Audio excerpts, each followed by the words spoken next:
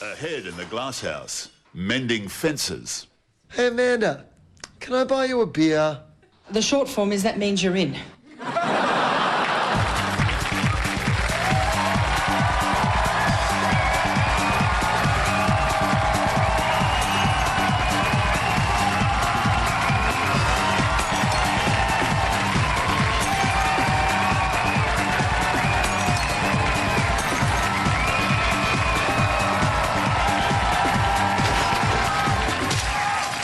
G'day, folks. Welcome to the Glasshouse, the program that asks the question, if Cinderella turns into a pumpkin at midnight tonight, will a rugby league player still try to have sex with her? More news than a game you're not watching this week. In Canberra, the government is evaluating $51 billion in new defence projects, including $50 million for psychological warfare. The other $50.95 billion will be spent on regular bombing the shit out of people warfare. But having the right psychological approach is half the battle. Unfortunately, the other half of the battle is the battle. Maybe while they're spending their $51 billion, they can get some camouflage gear that looks like desert. At the moment, the Iraqis think they're being attacked by a hedge. In Cambodia, the country's 40,000 Buddhist monks have been told to remain calm and quiet while watching the World Cup or risk being defrocked. Well, it wouldn't be the first time a holy man lost his frock over a young guy in shorts. Cambodia's patriarch said watching the games in public, cheering or betting were actions against Buddhism. And he's right. You never saw Grasshopper snatch the pebble from his master's hand, then pull his robe over his head going, "Pebble!"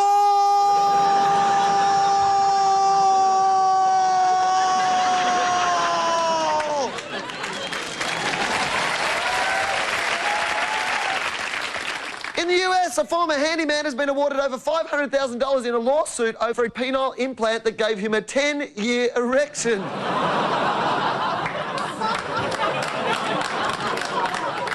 But that's nothing. His wife was awarded $1 million. Charles Lennon got the steel and plastic implant in 1996. Steel and plastic. I wonder if he can still get wood. Charles said he could no longer hug people, ride a bike, swim or wear a bathing costume. And even if he did go swimming, the implant caused drag and would often get snagged on seaweed and underwater logs. To deflect the obvious question, for a decade he's actually had to carry a gun in his pockets. But it was a confusing court case. Every time Charles stood up at the table, it sounded like the judge had banged his gavel. Congrats!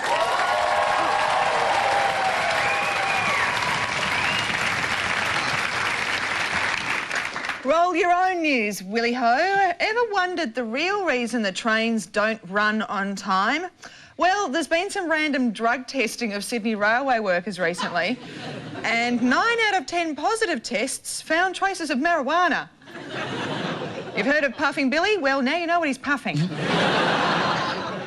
City Rail may not be efficient, but at least it's green.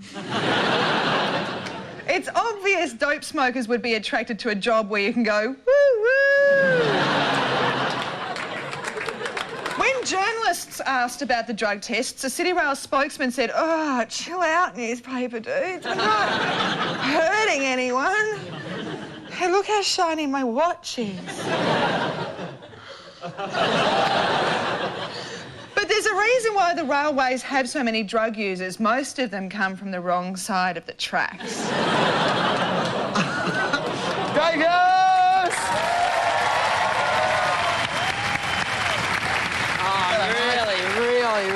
I'm really excited this week because Youth Poll 2006 came out.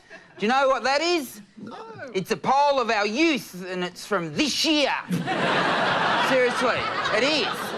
And it's got some interesting facts. Apparently, teenagers in this country want the right to vote at 16. I don't know about that, teenagers. We know what you've done with Big Brother and Australian Idol. Can you be trusted? Seriously. Shannon Noel, yeah? You voted him second, didn't you? What about Will? Anyway, no, enough of that. That's not my fight. No, seriously.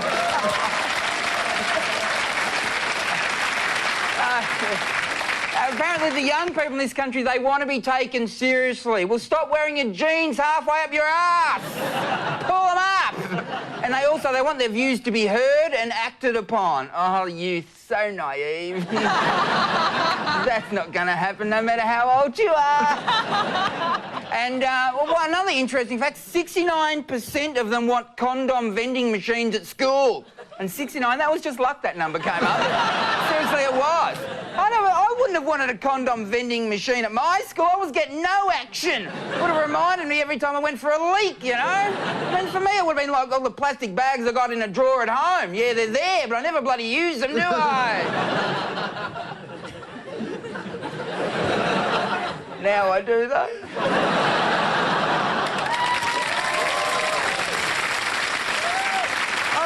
To it. Joining me, Corinne and Dave, to throw some stones in the Glasshouse tonight from The Breakfast Show on Fox FM in Melbourne, Adam Richard.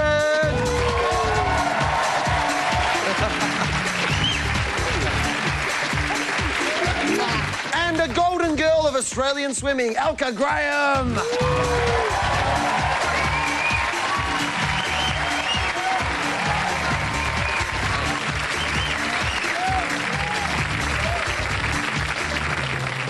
All right, movers and shakers. First up, a survey testing the politeness and courtesy of residents of 35 cities has ranked Sydney 23rd in the world.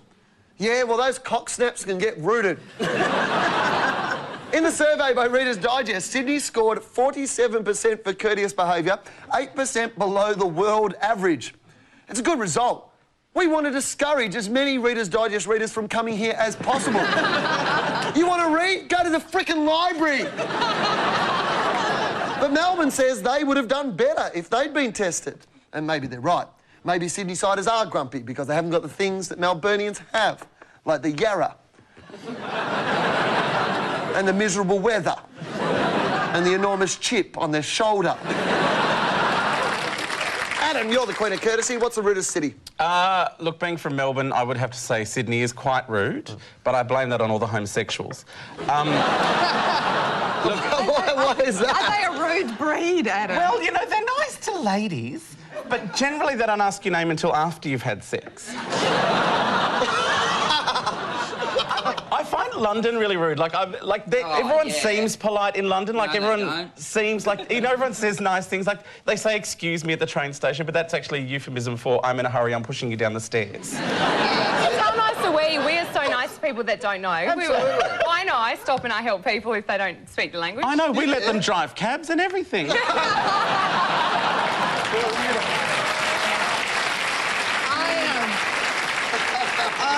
You know, they say America is the land of politeness and everyone's polite in America. And I went to Victoria's Secret in New York. It's the, you know, the big lingerie shop, because I'm a girl and I like knickers. Yeah. Don't judge me. And so do I. We all love Victoria's Secret. So I went in and they measure you for a bra in there, which is great. In the middle of the shop. Yeah. Oh. Not in a change room. Do they measure the cup size? Going, well, this is the thing, right? She measured and she went around. That's not how they measure cup size. You've never really touched a girl's boobs, have you?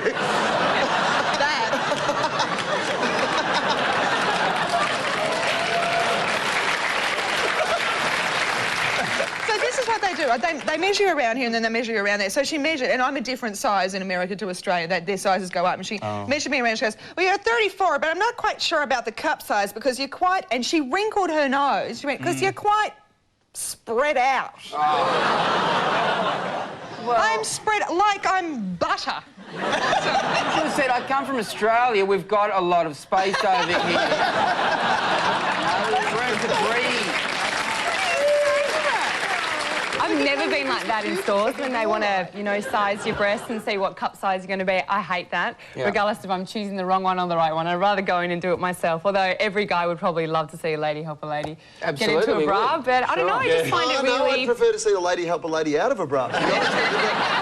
but if I had the choice... So I don't mind standing nude for a drug test, but then when it comes to measuring a bra, then I just like doing it myself. Do you have to stand nude for drug tests? Yeah. Where do you get tickets for those? Where do you get tickets for them?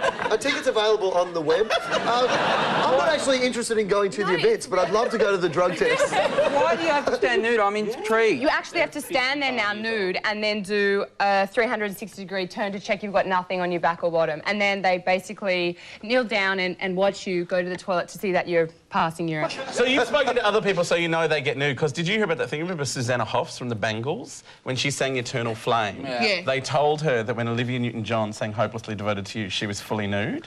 And she went, oh my God, that's my favourite song. So she sang Eternal Flame in the nude. It's complete bull dust. I knew she'd sung it in the nude. Yeah, they tricked her into it. That makes her one of the dumbest people in the world, doesn't it? So on the record, if I bought that record, she's nude when she's singing that. When she's singing, she's wow, I'm going to go out and buy it. nude. It's going to change it. So you don't need porn anymore. No, You just need a Bangles record. Yeah. They're a good band, the Bangles, yeah. You've got a bangle on, that's a coincidence, isn't it?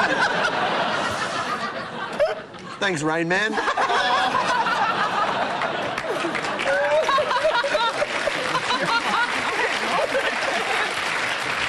Our next mover and shaker is US TV network NBC, which wants the International Olympic Committee to hold the swimming finals at Beijing in the morning, because that'll be good for ratings in America.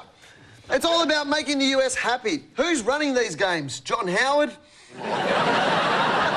It'll be okay for the shorter events, but swimmers in the 1500 will have to tread water during the commercial breaks. This is disastrous for us. Due to sponsorship deals, our top swimmers are contractually obliged to eat several bowls of cereal in the morning. Then have to wait an hour before they can go in the pool. Alco, you've done a few laps. What's so bad about racing in the morning?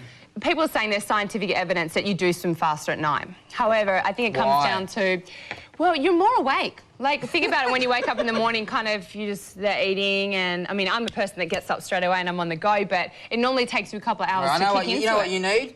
Some Red Bull. You're funny. Right, look at what it does to you. Well, she's feisty without it, isn't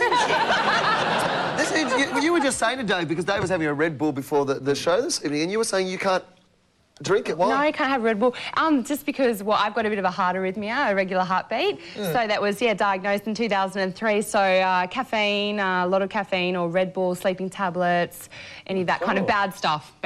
Drugs, alcohol, all that kind of stuff, I'm a no-no to. So, it just is, it's not good. Red Bull's not good for you anyway. You're going to have no teeth. Look, you've hardly got any anyway now. Quite harsh towards me, isn't she? No, you're right. Yeah. But your heart works 100%.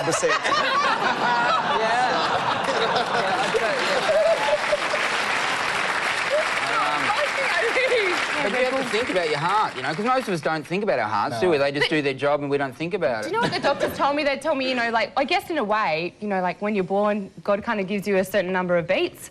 So it's just, you just kind of wake up every day and you just expect that heart to keep going and going. That's the most depressing thing I've ever heard in my life. Really? I don't think God gives you a certain amount of beats. I'm saying that I can just see this giant clock over me. You're a bit bad. Ticking down. So should you have a boring life so you live longer? I mean, because, I mean... Does it look like I have a boring life? No, you have a great life. You say whatever comes out of your mouth.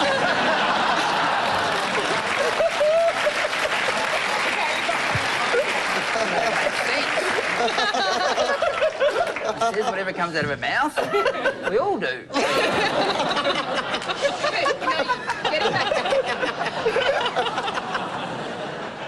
Our favourite mover and shaker comes from Gloucestershire, where an 8-year-old peacock who's desperate for a mate has been trying to have relations with a petrol pump.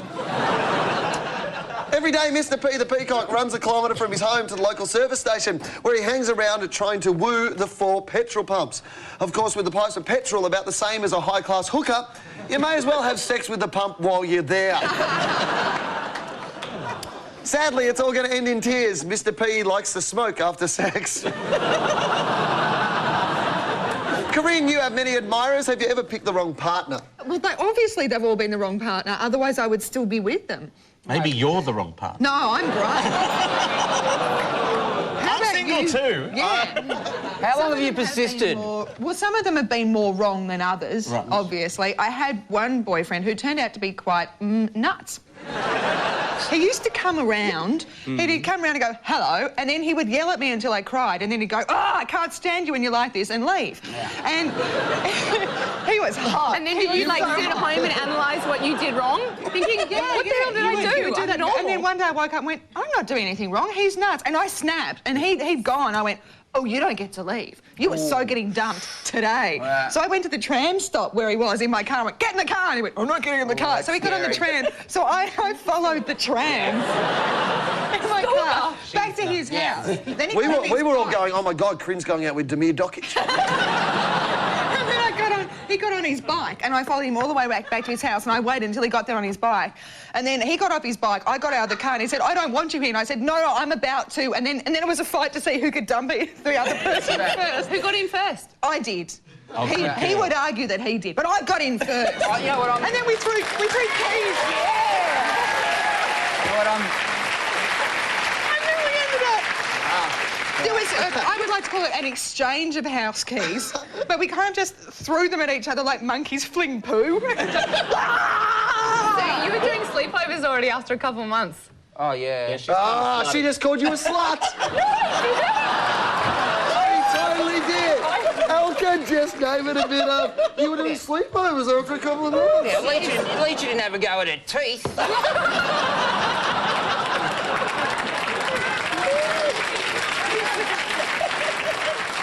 I've just realised you're like one of those Big Brother intruders who comes in to make trouble. So, no, I'm intrigued. Well, how long do you wait before you have sleepovers? Well, I've been with my partner now for 2 years and it was nearly a year. Nearly a year? Wow. Yeah. He must be a marathon runner, isn't he? I mean, that takes some endurance. And when I say sleeping over, I was just sleeping over. So you waited a whole year. Is there a belief system behind this, or what was your reasoning for that? Oh well, yeah, I'm a strong Christian, but also on top of that as well, like he just became my best friend. I met him at the Olympics nearly 2 years ago. So you didn't find him hot? Oh yeah, of course I did. Of course I did. But I think it's, I mean, it's as cliche as it sounds. Oh, just be quiet for a minute.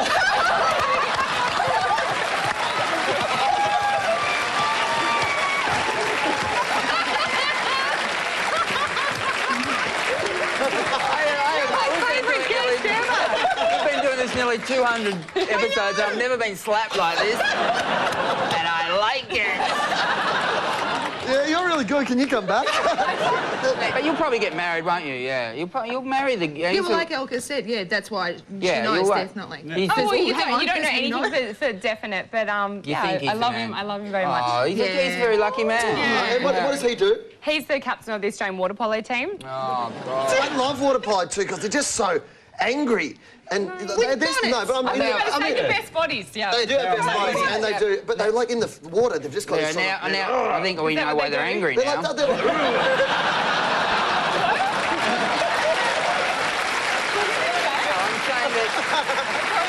Are you guys married or? No. I got engaged last week. Weren't you watching?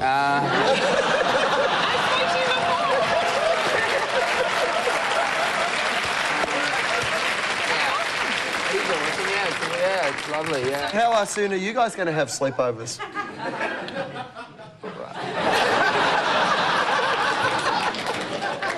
No, we got that out of the way pretty early. We got that out of the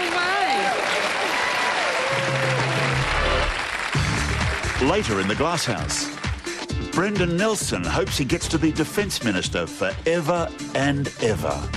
This has the potential to be more dangerous for our soldiers. Kate Moss flies to Colombia in her new personalised jet. And Labor numbers man Stephen Conroy reveals what goes on in an average meeting with Kim Beazley. Oh, I don't know about everybody else, but I'm buggered. Tonight's question on the Glasshouse is, what do you think you'll be like when you're old? Let's find some answers. All right, what do you think you'll be like when you're old? Well, I hope I'm not like you. I want to be looking like you. I think he's taking the piss out of me. Oh. All right, what will you be like when you're old? I'll probably be bored. Yeah, because you're old or you're... No, at the rate that this is going on, we'll probably still be here. Oh, he's already got the attitude of an old person, hasn't he? All right, what do you think you'll be like when you're old? Don't intend to get old. See, we got the Asian genes. So, the Asians, they might look like 40, but they're really 20. What, so you actually look older than you are? Well, how old are you? How old do I look? Well, you look like you're 20. Yeah, pretty good guess. You should look like you're 40 if you're 20 by your maths. Yeah, I just went the reverse, so it didn't make sense at all. What do you think you'll be like when you're old? Grumpy. Why? Oh, because I'm not that nice now. Aren't you? No, not really. I think I'll be rude, crude and as vulgar as I possibly can. Oh, really? You're going to really let it all hang out? I think I will be, and probably full of wind. Full of wind? What do you think you'll be like when you're older? I think I'll be the same as I am now, crotchety and whingy. All right. I want everyone to grovel to me. What's your name? Abby. Queen Abby. That's it. Have you got a Mr. Abby? No. Oh, No, well, Mr. Abby. you're actually... This is a good ad, though, isn't it? It's absolutely. Hello.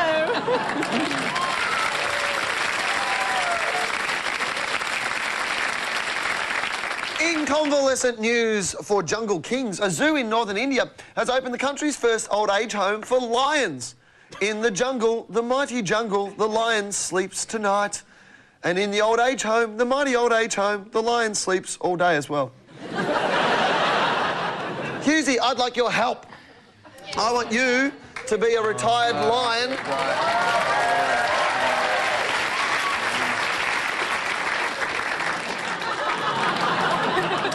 And we're going to interview you. First question, Simba Dave. Yeah. How's life in the home? Yeah, in the home?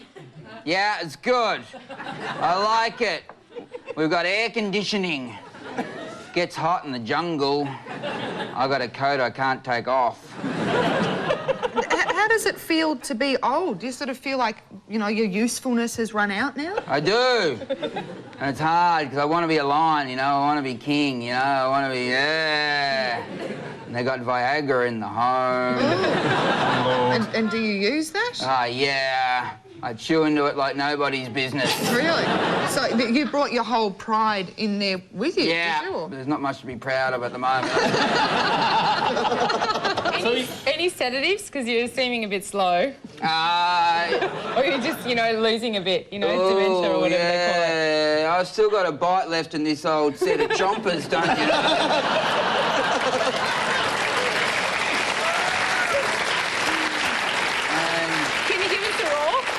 Can I give you a roar? Yeah, I want a roar, a lion's roar. Yeah, right.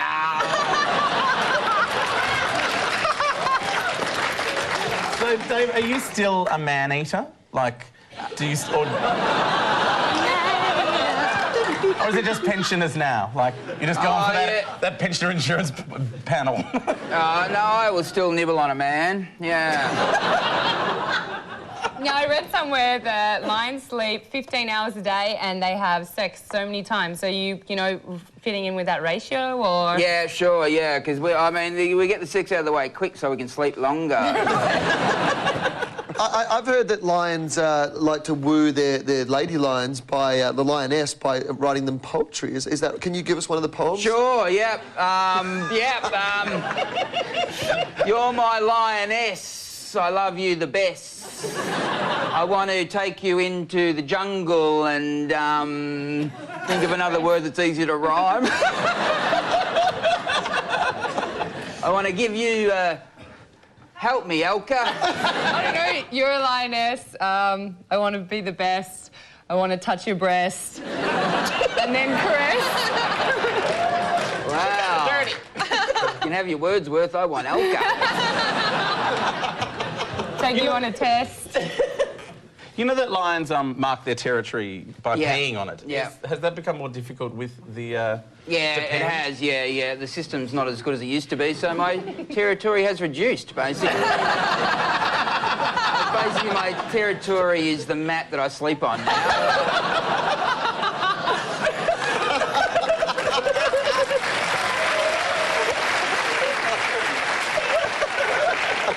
You are known as the king of the jungle. Yes. So that makes you royalty. Yes, thank you for appreciating that. You're welcome. We have royalty as well, and they get involved in a lot of scandals. Are there any royal scandals in the jungle world? Oh, yeah. I was involved in a scandal once. Really? Yes, I was married to a beautiful young lioness. But for 20 years, I carried on an affair with a warthog.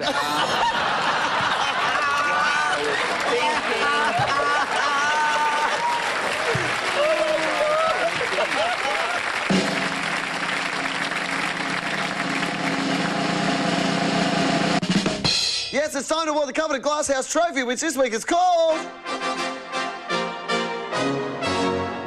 And the winner of the Crusader Robin Pork Fatwa comes from Turkey, where a public TV station has banned Winnie the Pooh cartoons because Piglet is unclean. Wait till they find out what poo means. Apparently, the Turkish government thinks people are easily offended by pink skin and grunting, which is why they also don't have a porno channel. So the trophy goes to the terrible Turks at public TV. They're now trying to make more appropriate shows like Muhammad and the Crazy Kids of the Quran, the Gallipoli Adventures of Simpson and his Eeyore, and I slam, you slam, we all slam for Islam. Well, that's the way it is for Wednesday, July the 5th. Thank you, Alka. It was an absolute delight. Thank you, Adam. Anytime. And let's take a look at tomorrow's headlines. The Age has Big Brother housemates admit being dicks. Now stop rubbing our noses in it. In the Tizer, bananas hit $12 a kilo. ABC sells B2, doubles budget. The Hobart Mercury says 9 turmoil, a storm in a teacup. And Eddie's tea bag in a vice. And from the Herald Tribune, NASA engineers find crack in shuttle. Smoke it and say, let's launch this mother.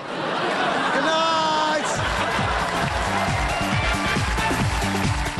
If you'd like to be part of an entertaining, fun-filled night...